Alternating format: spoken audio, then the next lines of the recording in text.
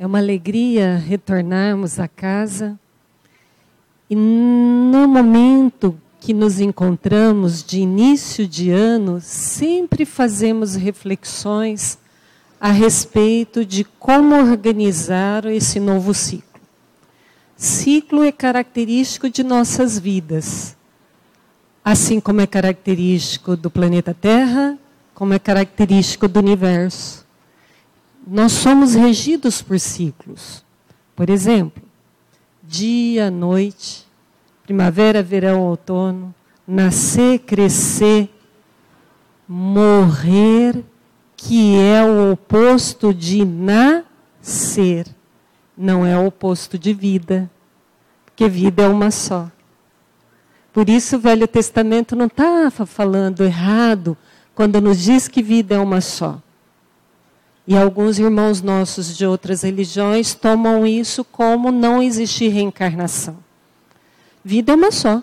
Ora encarnado, ora desencarnado. O ciclo, nascer, crescer, reproduzir, morrer, morrer é o oposto de nascer. Mas a vida é uma só. Mas nós estamos falando de ciclos.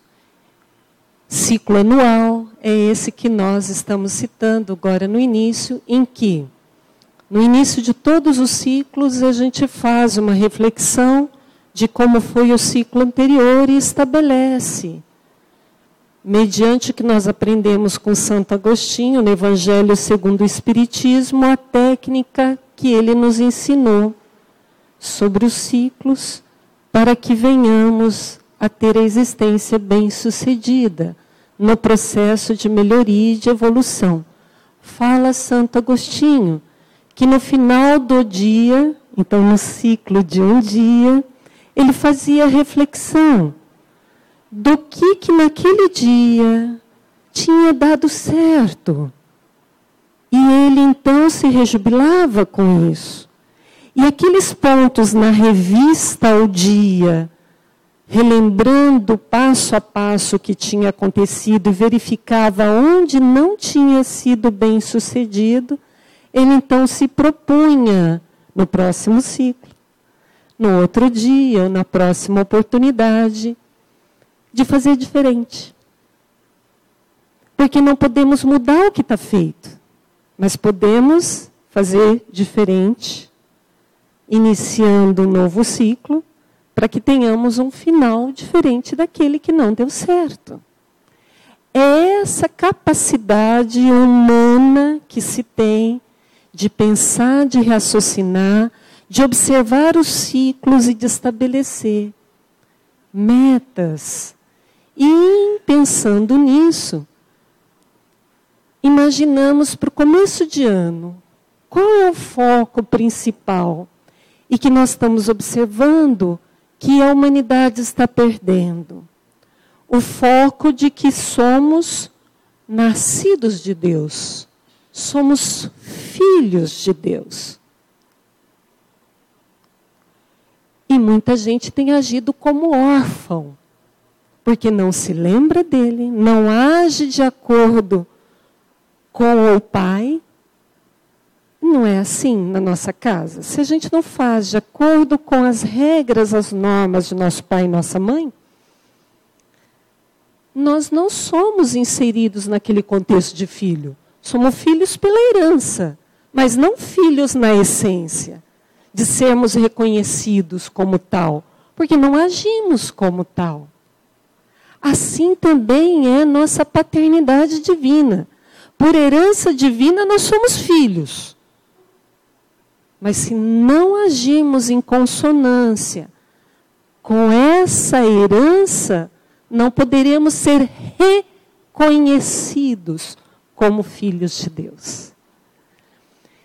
Então, João, que é o evangelista mais espiritualizado, que aborda as passagens do evangelho de maior espiritualidade, ele nos diz o seguinte, no primeiro capítulo, quando ele estava lá caracterizando o Cristo Jesus para nós, nos apresentando Jesus.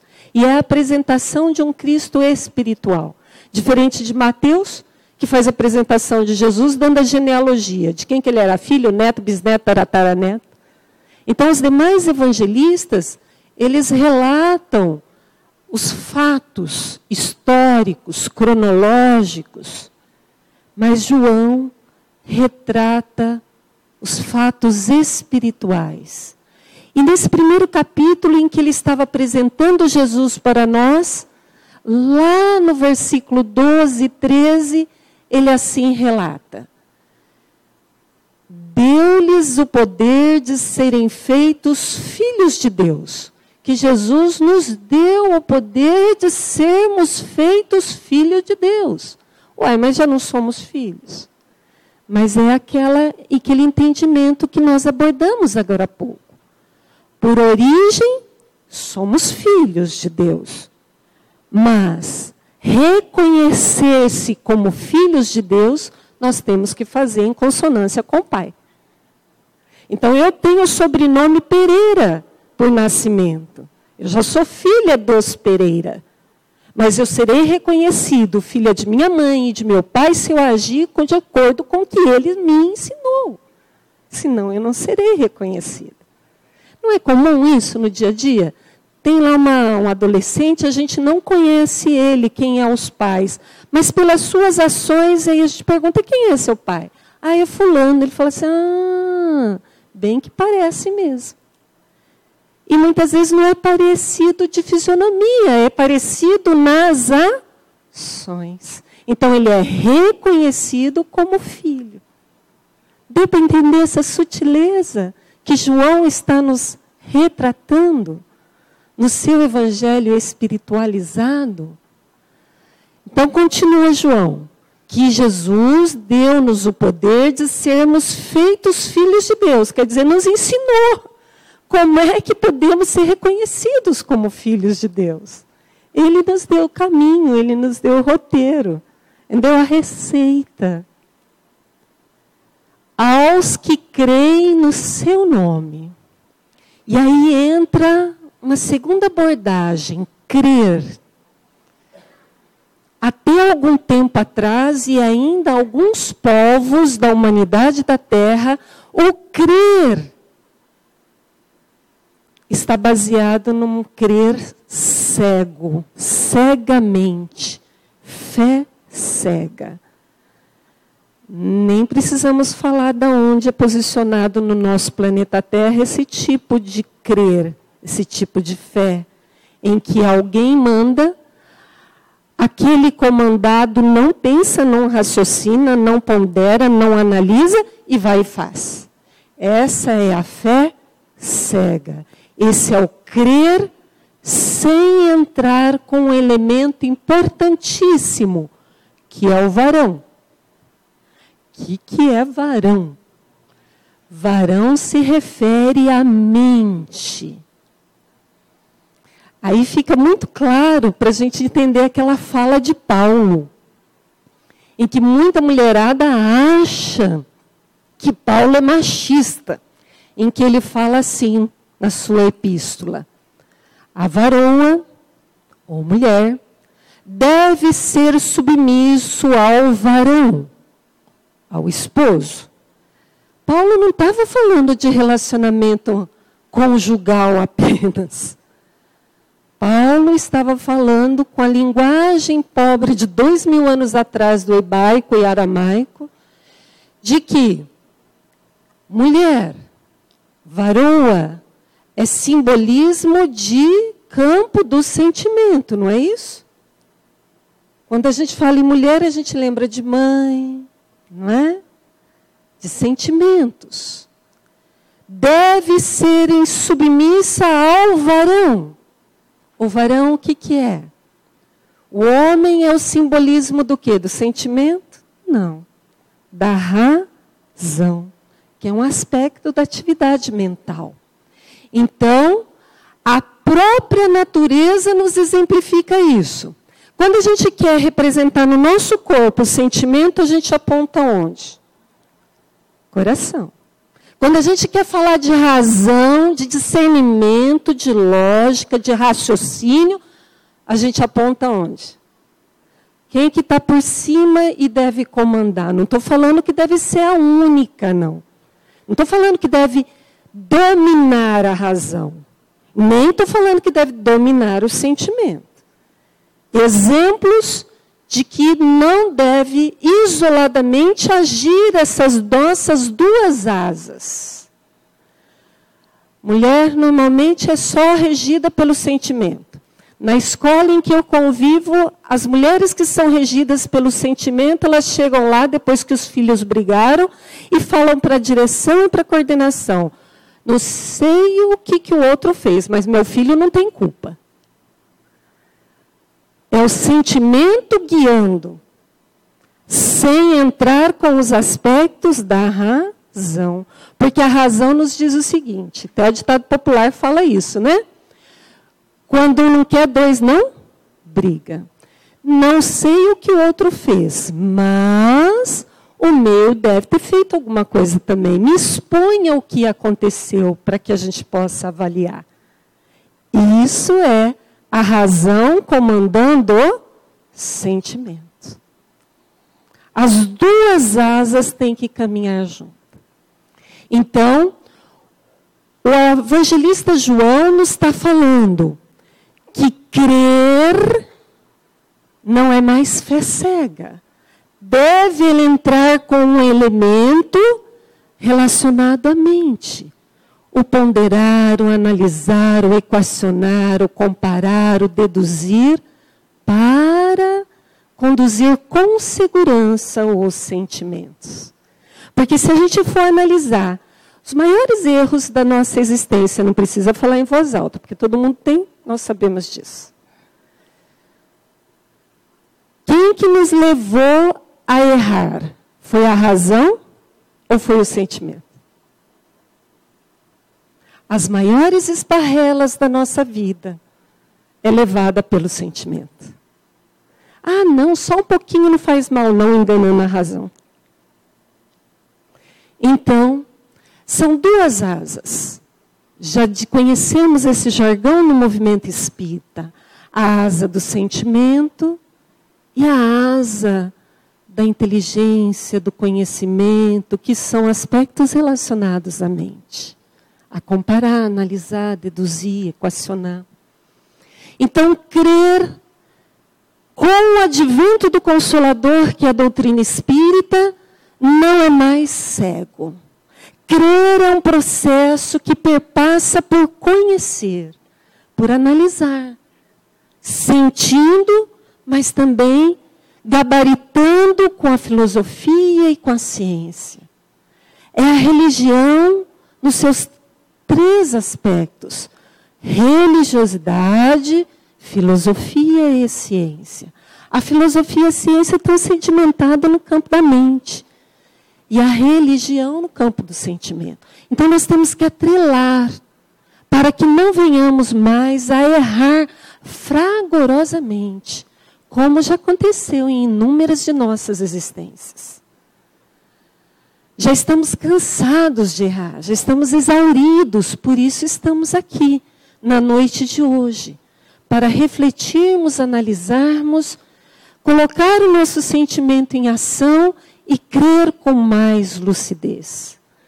Nesse crer com mais lucidez, iluminando as ações, aí nós seremos nascidos de Deus, na verdadeira acepção da palavra, reconhecidos como filhos de Deus. E João Evangelista ainda retrata a lição de Jesus para nós, dizendo que esse poder de sermos feitos filhos de Deus por crer não é pelo nascimento do sangue. O que Jesus estava nos ensinando e João Evangelista aqui descreve? Que não basta nascer dentro de um lar espírita, ou de um lar católico, ou de um lar protestante, para aliar conhecimento e sentimento no processo de ser reconhecido como filho de Deus. Não vemos isso muitas vezes? Que num lar onde os pais são extremamente religiosos, católicos fervorosos, Às vezes o filho é um ateu, materialista, ligado à materialidade, ao trabalho profissional, à casa, carro, à profissão somente. Não estou dizendo que isso seja ruim. Todos esses fatores que aqui relacionamos são nossas redes. Tal qual a parábola da pesca maravilhosa que Jesus contou. Lançai as redes no mar da vida. O mar da vida é nossa existência. E as redes são os implementos que a gente tem. O trabalho, a posição, dentro da família, dentro da comunidade. Esses são redes que nós temos para fazer a pesca. A pesca de peixes, que é o simbolismo da pesca de valores espirituais. Então, não vamos ser reconhecidos filhos de Deus pelo nascimento do sangue, não pela hereditariedade. Por quê? Crer, ter fé, é aspectos da intimidade da alma. Não é o externo que vai determinar, vai só influenciar. Vou dar um exemplo. Nascer em um lar que tem uma religião é uma bênção, porque é um fator exemplo nos arrastando. Como diz Emmanuel, as palavras belas sensibilizam, mas o exemplo arrasta. Então, família, políticos que exemplifiquem. É claro que a gente está pensando na banda positiva, tá? Lançar a rede para a banda direita, não para a banda esquerda. Então, a gente queria que também esses dirigentes exemplificassem, para que aqueles que ainda têm fé cega seguissem pelo bom exemplo. Então, não é pelo nascimento do sangue, apesar que o nascimento do sangue influencia, mas é um fator externo, repita. E os movimentos de fé, de crer, eles são movimentos internos da intimidade. O externo é o princípio, mas é para tocar o interno. O processo de evolução, ele começa pelo externo. É o cutucão de um lado, é o cutucão de outro, mas só vai promover crescimento se eu internamente falar assim, eu não quero mais ser cutucada. Eu quero caminhar sem tantos cutucões. Aí teve o interno. Então é um movimento interno. A fé é um movimento, uma construção interna. Mas olha, tem uma notícia para nos animar. Por misericórdia divina, a gente já nasce com um pacotinho de fé. Se não fosse assim, eu não saía de casa. Porque eu tenho fé que eu vou pôr o pé na rua e não vou ser atropelada. Então, todos nascem. É a nossa herança de Deus por misericórdia. Eu falei, esse povo não ia dar conta sozinho, né? De começar a desenvolver, fomentar e dar frutos na fé. Então, já vai com um quanto de bônus, de brinde. Então, nós já temos uma fé inata. Ela já nasce conosco. Mas, esse movimento interno que eu estou falando é aquele de cultivar, aquele de perseverar no estudo, na reflexão e na aplicação para com os filhos de Deus. Por quê? A gente lembrou muito da nossa paternidade divina, mas isso vem no pacote o quê também? Irmãos. Então, para desenvolver a fé, que é um movimento interno, a gente tem que fazer o que Deus faz para nós, fazer pelos irmãos. Não é assim que a gente agrada a Deus? Vamos pegar o exemplo da família? Pai e mãe Qual que é a maior alegria de vocês? Não é quando o filho de vocês estão sendo agradados? Vocês não ficam eternamente gratos por um professor que o bem o conduziu? Ou por um mentor da religião, ou do clube social, do futebol, do judô que o orientou? Como é que então nós agradamos a Deus, nosso Pai? É fazendo para o irmão. Fazendo para o próximo, nós estamos agradando a Deus. Lembra, teve uma fala dessa com Jesus. Quando ele diz assim, quando dá de comer para alguém, é a mim que dá. Quando dá de vestir para um pequenino, é a mim que dá. Então, o caminho para chegar ao Pai é através do que está próximo. Não precisa sair buscando longe, não. Quem é que está mais próximo? Primeiro você, consigo mesmo, né? Depois, que mora embaixo do mesmo teto. Depois, onde passamos várias horas nos nossos dias, um trabalho profissional, os vizinhos, os companheiros de ideal, de espiritualidade. É aqui que está o pulo do gato de como chegar a Deus, através dos seus filhos. Nem da vontade da carne é possível desenvolver a fé. O que é vontade da carne? Nesse movimento de auxiliar ao próximo, às vezes a gente fica muito eufórico e a gente descobriu grandes coisas de espiritualidade para termos um pouco de paz e aí a gente quer impor para o marido, para o filho. Não é por vontade da carne, não é por imposição. É por exemplificação. Em tese, Jesus teria o poder de abrir nossa cabeça e por dentro para sermos espíritos já perfeitos. Poderia ou não? Deu tantos sinais do céu, caminhou sobre as águas, acalmou tempestade, curou doentes. Poderia ou não poderia? Por que não o fez? Emmanuel explica. Porque Jesus age como Deus. Porque ele é reconhecido Filho de Deus.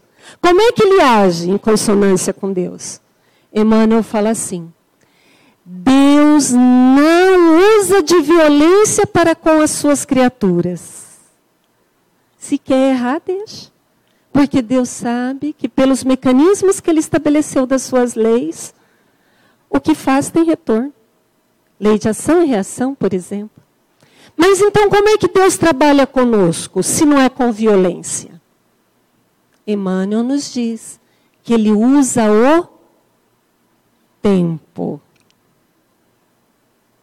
Que agora, diálogo de Jesus para com Públio Lentulus no livro Há 2000 anos. Que é um senador romano, orgulhosíssimo naquela época, hoje, Emmanuel. Pode mudar a qualquer tempo. Está no teu querer. Você quer agora ou daqui a milênios? E o senador orgulhoso escolheu milênios. Está no nosso querer. Quando a gente quer parar de ter essa sensação de desânimo, desalento, desconforto, de enjoamento das coisas, de gente maltratando a gente, quando a gente passa a ler e compreender o Evangelho, explicado dessa forma, estudando à luz da doutrina espírita, a gente consegue entender que o processo de evolução de nosso marido, de nosso filho, é da conta dele. Jesus representou bem isso quando esteve na cruz. Junto com ele teve alguém? Estava sozinho. O processo de evolução se dá nas coletividades, em conjunto, para um fortalecer o outro, mas para prestar contas é individual. individual. Então, como que eu devo agir com meu filho e com o meu esposo? Se eu já aprendi algo e quero que eles façam igual o que eu aprendi, faça você primeiro. Tinha um apóstolo dialogando com Jesus. Olha lá, Jesus, olha o fulano fazendo errado. Jesus vira para ele e fala assim: que importa a ti ele? Segue-me tu.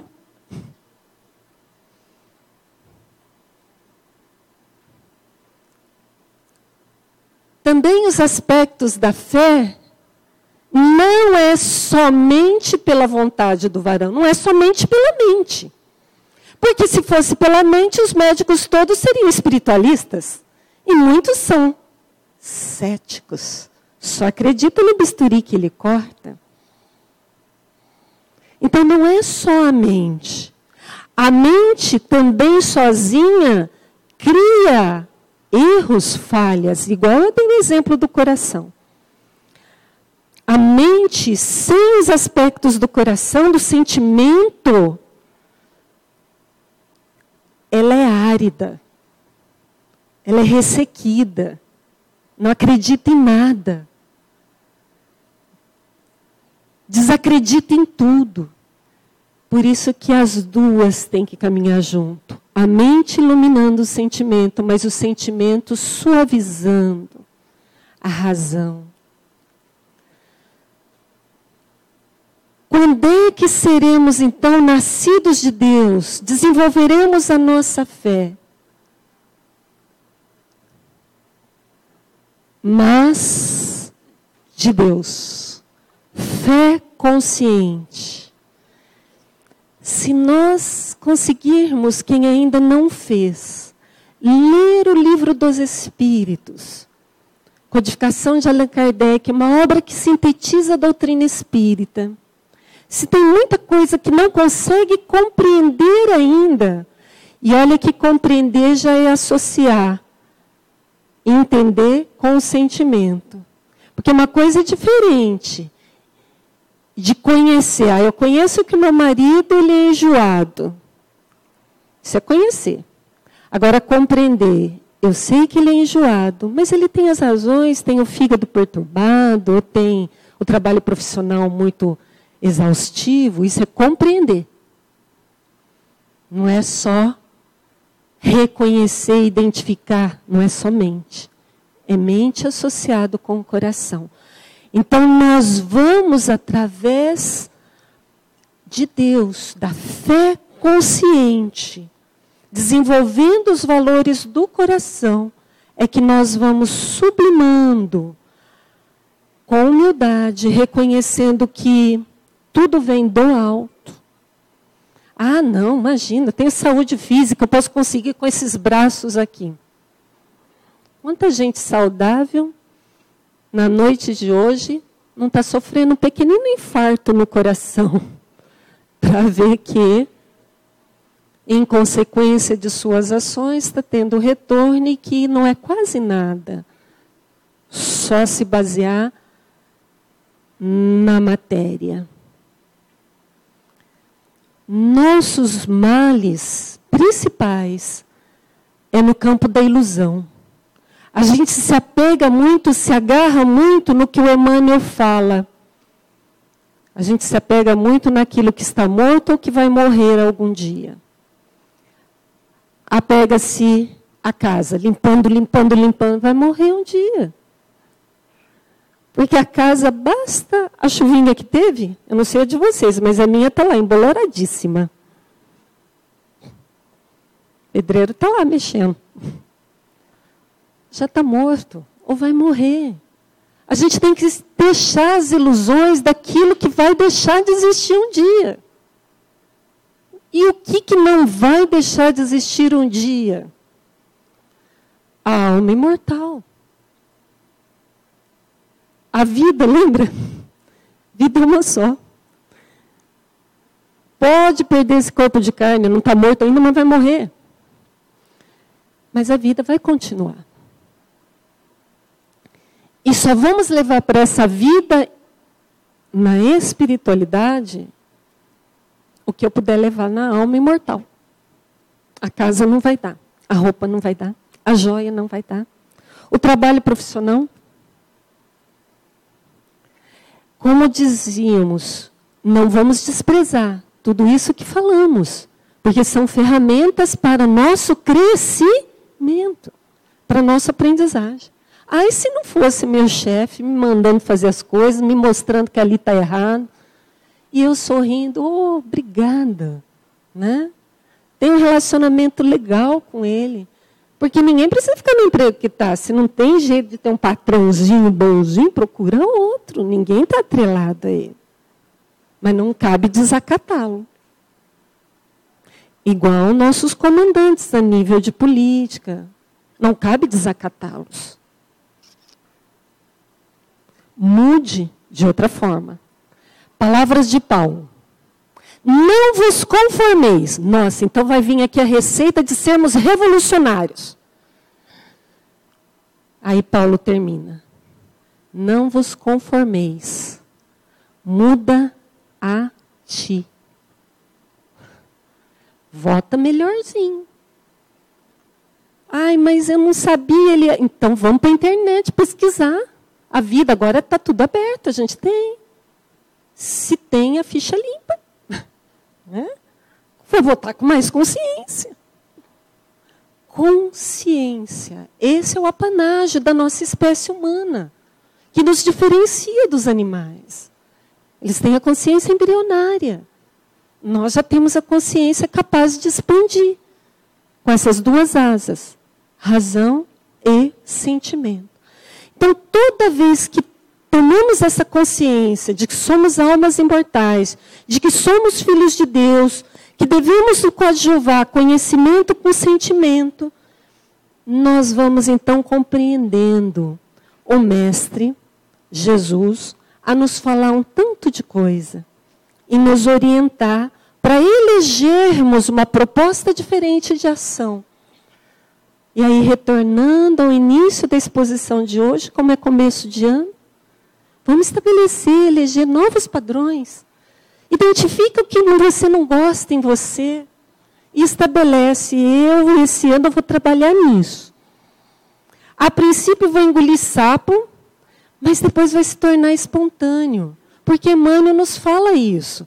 Para mudar de hábito é algo condicionado. Parece um cristal, duro de quebrar. Para mudar de hábito, no começo é por disciplina, que precede, que é o primeiro passo, a espontaneidade, que é para fazer com naturalidade. Então, quando a gente toma essa consciência, nós vamos então reconhecendo que somos filhos de Deus, vamos nos afinando com Deus, reestabelecemos a aliança com Deus, já não agimos mais como órfãos, mas como filhos. Elegemos uma nova proposta e passamos a implementar, dinamizar, pôr movimento nessa proposta no dia a dia. E aí, então, nós vamos mudando o panorama da nossa vida. A princípio desajeitado, meio sem jeito, propomos, por exemplo, começar estudo novo esse ano. No começo é ruim, dói o bumbum, uma hora sentado vendo uma explanação. Daqui a pouco, uma hora passa rápido. É meio desajeitado parar e ouvir o companheiro do serviço, que é chato, mas de repente ele só quer falar. A gente fica meio desconfortável, mas aí a gente respira fundo, põe a água benta na boca para não falar, porque a mania nossa é falar para ensinar, né? Aí põe a água benta na boca e não engole, porque esse é o segredo da água benta, né? É não engolir. É ficar com ela porque ele não fala. E aí ouve, e aí ele vai se tornando espontâneo, talvez não com ele, mas com o outro que a vida nos traz. E dessa forma, mudando o nosso campo íntimo, mas implementando em ações com os filhos do Calvário, que são nossos irmãos, aqueles que têm maiores dificuldades, né? Desilusão, dor física, dor da alma. Mesmo que não tenhamos fé ao final do ano grandiosa, Mas esse movimento de se esforçar vai criando valores. E a gente vai aprendendo que o alto é grandioso, que trabalha conosco usando o tempo. Que Jesus nos abençoe, nos fortaleça nesse ideal de perseverarmos, de não perdermos a vontade de mudar, sempre para melhor. Nos auxilie, Senhor Jesus, a implementar no nosso campo íntimo a perseverança, a confiança, a esperança, a coragem de mudarmos. Muito obrigada. Muita paz a todos.